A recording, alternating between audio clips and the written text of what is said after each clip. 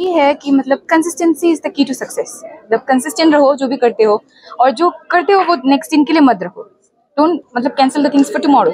जो एक दिन में करते हो करते रहो। হয় প্ৰথমে মই আপোনালোকক ধন্যবাদ জ্ঞাপন কৰিব বিচাৰিছোঁ আৰু আপোনালোকৰ জৰিয়তে মই ক'বলৈ বিচাৰিছোঁ যে অন্য বছৰৰ দৰে এইবেলিও আমাৰ উচ্চতৰ মাধ্যমিক শিক্ষাৰ ফলাফল যথেষ্ট ভাল হৈছে।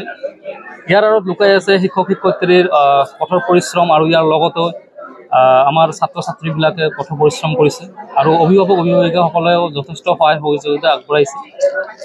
আৰু আমি ভাবিছোঁ যে ইয়াৰ পিছতো যাতে আমি ইয়াতকৈ আৰু ভাল ফলাফল দেখুৱাব পাৰোঁ, তাৰ কাৰণে আমি অহৰহ চেষ্টা চলাই যাম। আৰু যিসকল কৃতি ছাত্ৰ ছাত্ৰী আমাৰ ইয়াৰ পৰা পাছ কৰিছে তেওঁলোকৰ উজ্জ্বল ভৱিষ্যত কামনা কৰিলোঁ আৰু তেওঁলোকে যাতে ভৱিষ্যত জীৱনত আৰু ওপৰলৈ যাব পাৰে তাৰে কামনা কৰি কলা আৰু সায়েন্স দুটা শাখাই আছে। হয়, ফলাফল কেনেকুৱা ফলাফল? কলা শাখাটো ভালে হৈছে।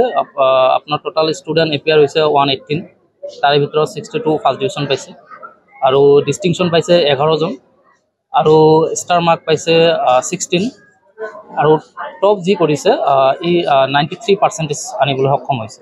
আৰু এটা কথা ইয়াতে ক'বলৈ ওলাইছোঁ যে আমাৰ যিজন ইলফিজা মুছাহাৰী 93% কঢ়িয়াবলৈ সক্ষম হৈছে। বড়ো ছাবজেক্টত তেওঁ 97 আৰু আমি জনামতে তেওঁ অসমৰ ভিতৰতে সৰ্বশ্ৰেষ্ঠ নাম্বাৰ লাভ কৰিব।